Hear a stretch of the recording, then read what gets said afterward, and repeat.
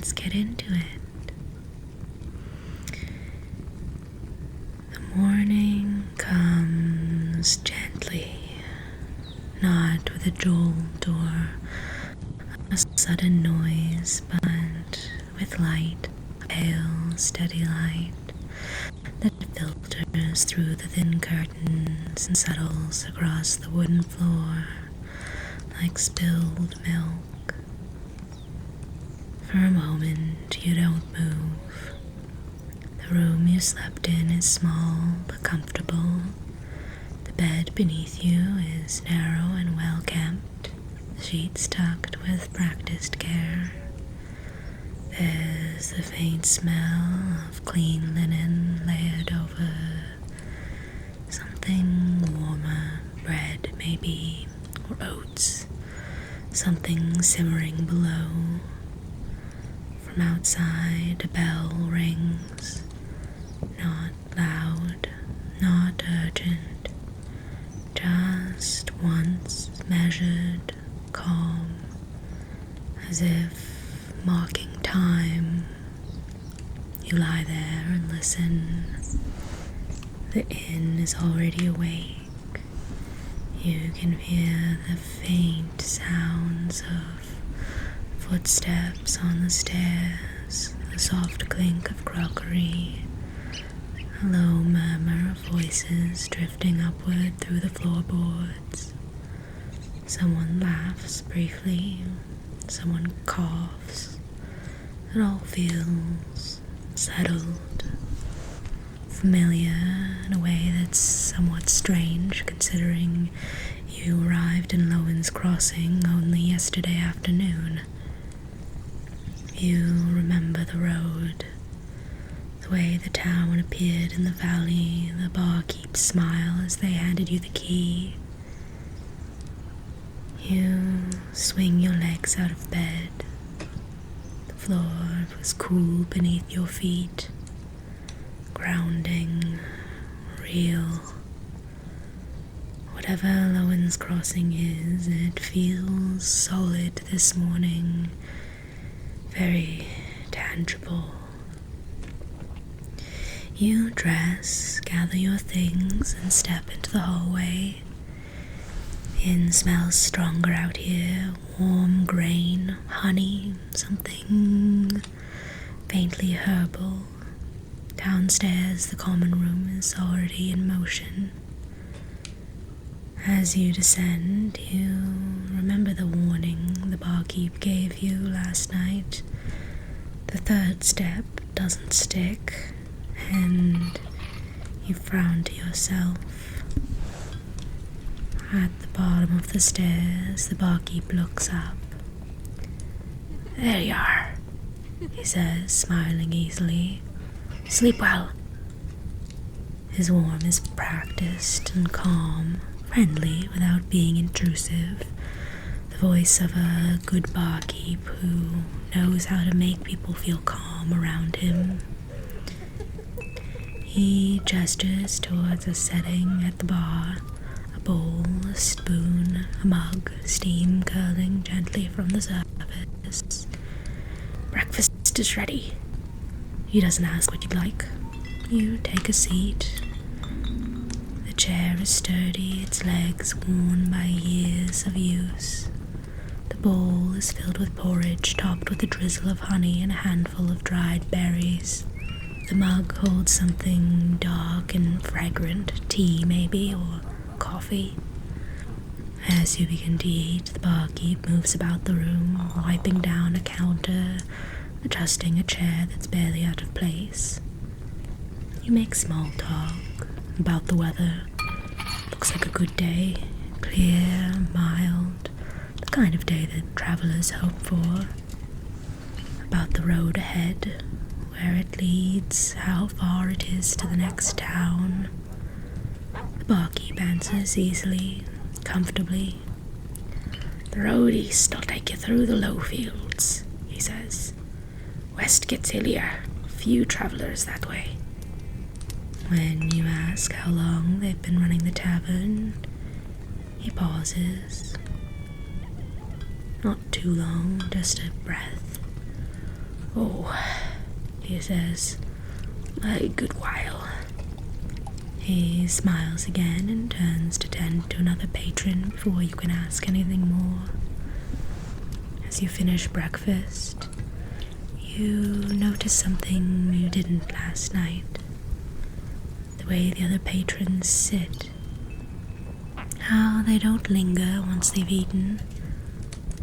How they rise one by one and head out to the morning with the same unhurried pace.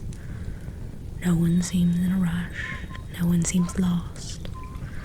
You step outside. Lowen's crossing greets you with quiet industry. The streets are clean, the buildings modest and well kept. Market stalls are being set up, canvas awnings unfurled, crates opened and arranged with care.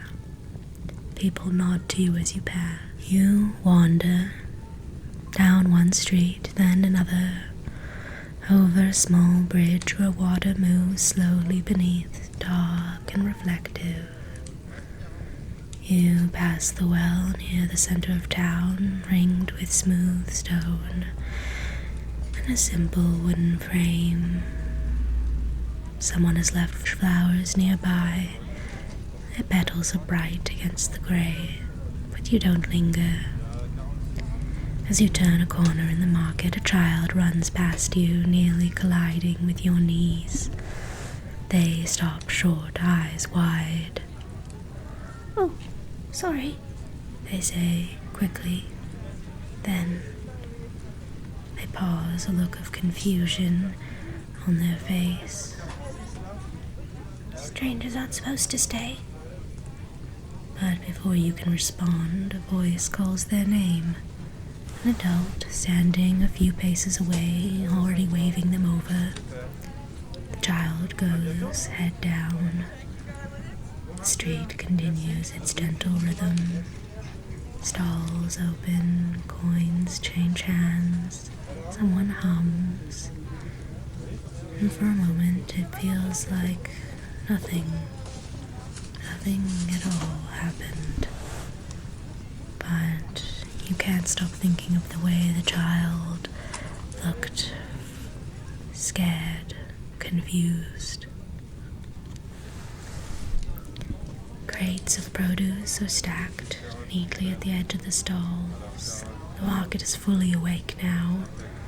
The air carries this mingled scent of apples, fresh bread, oiled leather, and something faintly metallic. Vendors call out prices, but without urgency. Their voices rise and fall in practiced rhythms, more like recitation than persuasion. You walk slowly, letting the town reveal itself to you. A woman sells herbs, each bundle twined with a string of different color. A man sharpens knives he already knows are sharp enough. A baker sets out loaves one at a time, aligning them carefully. When you greet them, they greet you back. "Morning." "Morning." Pleasant, brief. No one asks where you're from. Eventually, you ask where travelers usually go for supplies beyond the ordinary. You already have your rope and your rations and things of the sort, but you ask for things that might carry a touch of enchantment. The first person you ask laughs slightly. "Oh, we don't have much call for that." The second shrugs. "Try the West Edge if you must." "I'll have you roll a persuasion check on the third, now that you realize just asking isn't getting anywhere."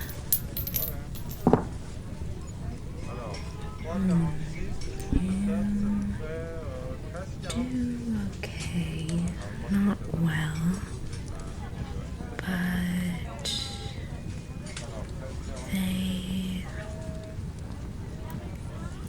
third person lowers their voice. There's a shop, they say, near the old hedges.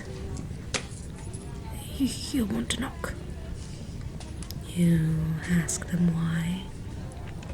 They hesitate and smile too quickly. Just manners. The shop sits where the town thins, where homes give way to scrub and low stone walls. Its windows are small, the glass thick and slightly warped. The sign above the door is plain, unpainted wood. No name, but a sign nonetheless.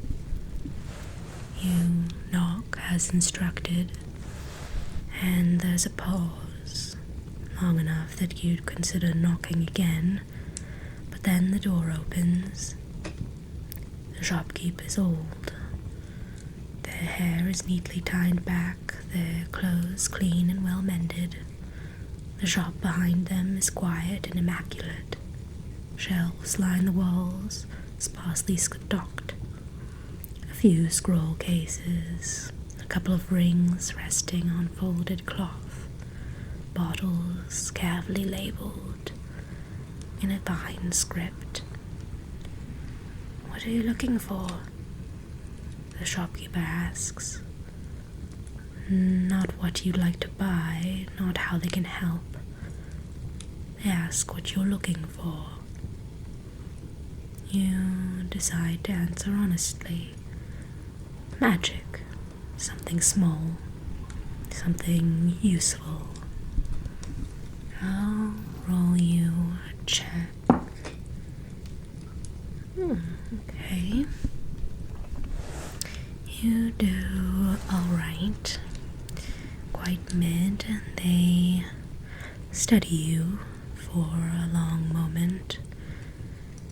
Then they nod once and step aside. Inside, the air feels different, still as if the room is holding its breath. You browse. Most items are mundane, perhaps touched lightly with enchantment, a charm against rain, a pouch that keeps contents dry, a needle that doesn't dull. You mention you're traveling alone, and how you intend on staying in the town for a few nights, and if there might be anything of use for you on the road ahead. The shopkeeper's hand stills on the counter. Roll me an insight check at advantage. Ooh. Not so good. Not so good at all. Even with advantage, you're rolling low today. The shopkeep seems a little anxious, but your insight check doesn't really reveal any other information for you. You assume that he must be not used to new travelers, perhaps, or you're not 100% sure. I'll have you also roll a persuasion check to see if you can find out what they're looking for you to ask. Oh, there we go. Much better. Much better. He pauses for a second, then says carefully, "If you're staying, then you should have this." He disappears behind the counter and returns with a small object wrapped in cloth, unassuming, palm-sized, warm, faintly, like it's been sitting in sunlight. They unwrap it slowly. You see a small metal disc, a small glass face on it catches the light, and when when you hold it, you feel a faint vibration, like a distant purr. It reacts to strong magic, the shopkeep says. Hold magic. Sustained magic. You ask how it works. They consider the question. It lets you know, he says. That's all. You ask if it's dangerous in any way, and his eyes flick briefly towards the door.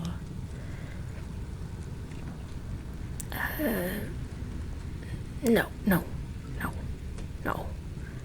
Wouldn't sell you anything, it wasn't dangerous. That was dangerous. Sorry. You pay. They count the coin twice, then inexplicably push one piece back towards you. For luck, he says. You shrug, then pick up the coin and leave the shop with the detector tucked safely away, its warmth steady and reassuring. The afternoon passes in pieces. You wander the quiet streets, cross the bridge again, watch the water slide past the stones. You pass the well once more, closer this time, close enough to see that the flowers are freshly cut. Someone has been tending to it. You feel the detector buzz in your pocket as you get close to the well. You peer around, trying to find the magic that it has picked up on, but nothing seems to be magical that you can see. Lowen's Crossing goes about its business. People work, people rest. The town breathes slow and even. By the time the light begins to soften, you find yourself turning back towards the tavern without quite deciding to. The barmaid looks up as you enter. Mind the third step, she says, smiling. It sticks. Her tone is identical to last night, the same warmth, the same cadence. The tavern is already filling, and you realize with a small, quiet certainty that you've seen every face in here before. Same seats, the same drinks being poured, the same low hum of conversation, rising and falling like a tide you didn't notice until it started pulling at your ankles. You take a seat. Someone who you didn't speak to last night catches your eye and raises their mug in greeting. Evening, they say. You settle in all right. They talk easily about the quiet life, how peaceful things have been over these last few years. You haven't found a lot of people willing to talk, so you take your opportunity when it reaches you. You ask how the town has been these few years and what was different before. Used to be louder, they add after a pause. Before. You ask before what? Oh, they say, smiling faintly. Before your time. The night wears on, the drinks are good, the laughter gentle. Evening settles over Lowen's Crossing without ceremony. The light outside the tavern windows fades from gold to grey, and then to that deep blue that suggests night without fully committing to it. The lamps are lit inside, one after the other, their glow warm and steady. The tavern looks remarkably similar to how it did last night. The soft buzz of voices, like a song you didn't realize you'd already memorized. You take a seat at the bar to have dinner. It's a steak and kidney pie that fills you as much as you needed a warm meal. You're anxious for conversation now that your food is done, and you notice a middle-aged woman sitting next to you at the bar, hands wrapped around a mug they haven't yet lifted. They glance at you, then nod. "Traveler," they say. Not a question. "You settling in?" You say that you are, that you're thinking of staying another night. Make me an insight check.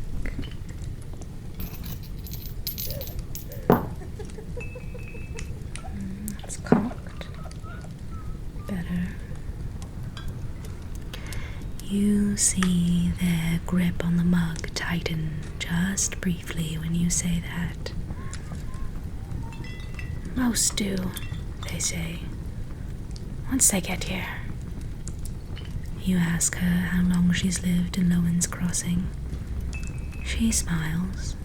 It's reflexive, polite. "Oh, all my life." You ask what the town was like when they were younger.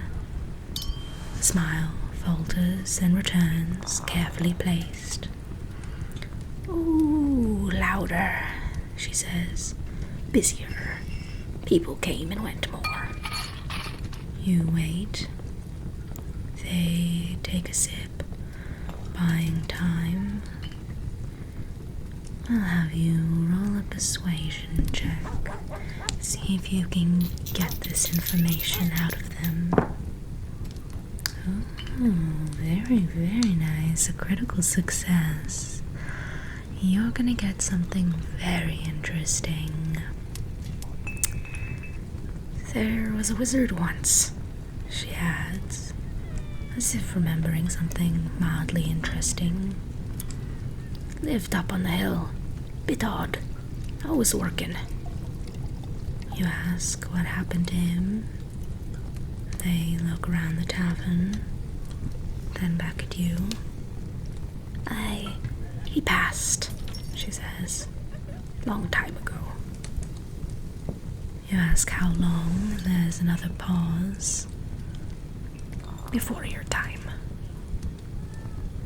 The phrase lands softly, but it lands. Something clicks in your head.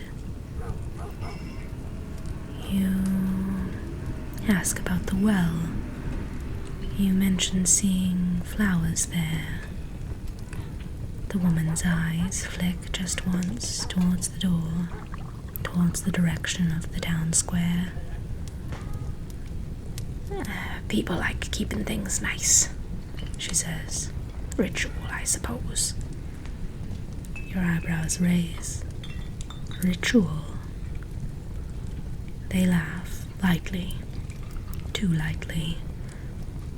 "Habit," she says. She corrects herself. "You know how it is. Small towns." You ask when the last time was that someone left. Her mug stops halfway to her mouth. "Yes," they say, quickly. "Of course." "Who was the last person to leave?" you ask.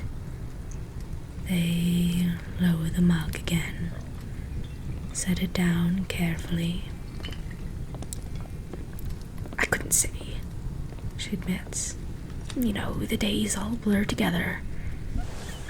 She looks uncomfortable, and as you start to press gently, asking if the town has ever had troubles, Her voice drops. "Things are calm now," she says. That's what matters." Her voice is stern, final. The conversation is over. Around you, the tavern carries right on. Laughter at the same table in the back with the cards. A chair scraping, a drink being refilled. "Finish your drink," she says softly. "Get some rest." You do. When you rise to leave, the barmaid calls the same farewells she did last night. Same words, same tone. "Mind the third step. It sticks." Upstairs, the steps feel perfectly ordinary, and the third one does not stick. Your room is unchanged, your things exactly where you left them. The window showing the same slice of darkening sky. You lie down, uneasy now, though you couldn't say exactly why. The town has a calm atmosphere and relaxing reliability, you could say.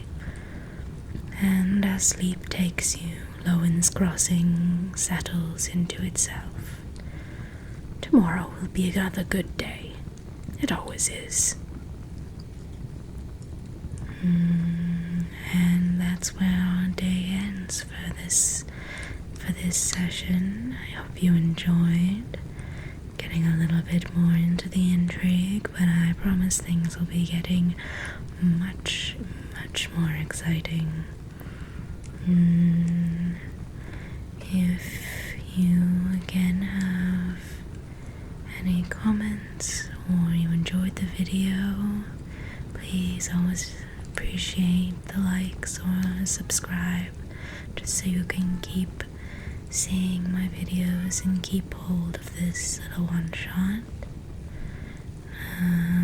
But that's all I have for you tonight, so have a good day and I'll see you next time.